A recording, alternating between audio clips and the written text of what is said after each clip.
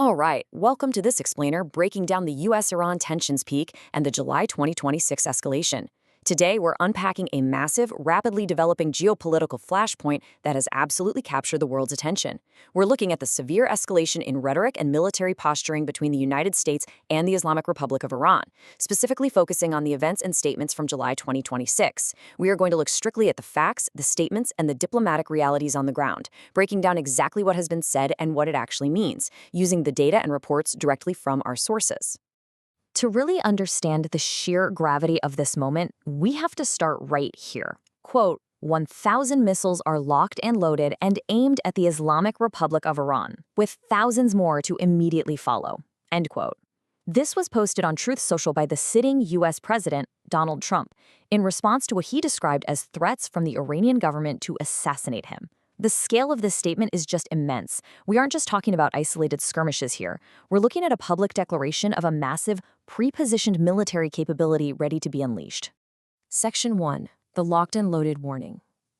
Okay, let's dive into this specific warning and look at the actual parameters of the U.S. military response that has allegedly been prepared. Because when rhetoric reaches this level, the specifics matter immensely to global stability.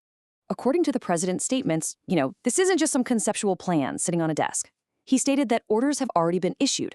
Furthermore, he claimed that the U.S. military is prepared to target areas in Iran to be, his words, completely decimated and destroyed. But honestly, perhaps the most striking detail here is the timeline. The president explicitly mentioned a duration for this campaign of up to a year, noting there's even the possibility of an extension beyond that. Why this matters is that it heavily signals a readiness for a prolonged, large-scale conflict rather than just a single retaliatory strike. The president actually elaborated on these instructions during an interview with the New York Post. He stated that officials had been told to bomb them at levels Iran had never experienced if they were to succeed in killing him. It's a stark, unambiguous threat of unprecedented military force.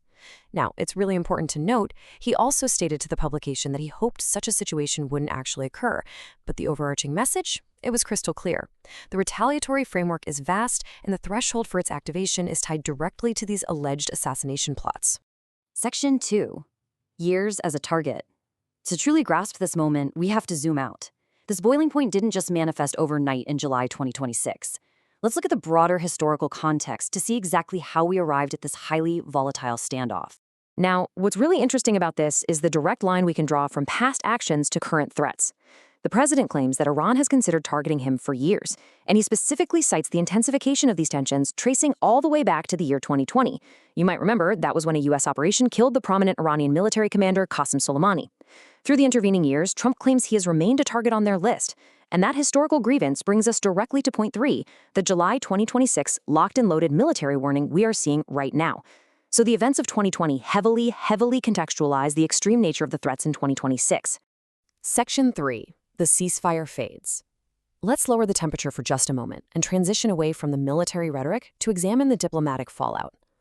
Behind the threats, there's a macro-level framework of U.S.-Iran agreements, or, well, more accurately right now, a total lack thereof. So the crucial point is that the diplomatic guardrails seem to be totally falling away. The president has flatly declared that the U.S.-Iran ceasefire arrangement is over. The stated reasoning behind this from the U.S. administration is an accusation that Tehran has failed to meet its commitments. Beyond the immediate threat of missiles, the collapse of this ceasefire framework introduces a profound layer of uncertainty into a region that's already on a knife's edge. The backdrop to this faltering ceasefire is incredibly complex. Let's walk through the recent diplomatic tensions. First off, there have been recent U.S. strikes on Iranian sites, which keeps the physical hostilities active. Second, hovering over all of this are the ongoing diplomatic efforts desperately trying to address massive nuclear and security concerns. And third, while the U.S. president noted that representatives could continue discussions with Iran, he heavily questioned whether these negotiations would actually lead to any sort of agreement. The diplomatic machinery is still technically plugged in, sure, but the belief that it will produce a peaceful outcome, that is severely weakened. Section 4. Iran refuses to surrender. To maintain our radically objective look at this crisis, we have to examine the response directly from Tehran. Let's move to the next development and see how this builds from the Iranian perspective. And this brilliantly illustrates the total diplomatic impasse we are currently witnessing. On one hand, you have the U.S. stance, The ceasefire is dead, and a massive year-long military response of up to 1,000 missiles is prepared, authorized, and locked in. On the exact opposite hand, you have the Iranian stance. In the face of these unprecedented threats, Iranian officials have been completely definitive. They state that Tehran remains fully prepared to defend itself, and they have explicitly stated they will not surrender. We basically have two fundamentally opposed positions here, with neither side showing any indication whatsoever of backing down. Which brings us to our final takeaway. We've explored the authorized military orders, the historical context dating back to 2020, the total breakdown of the ceasefire, and the staunch refusal from Iran to yield. Why this matters is that the margin for error has essentially vanished. So I want to leave you with this to consider.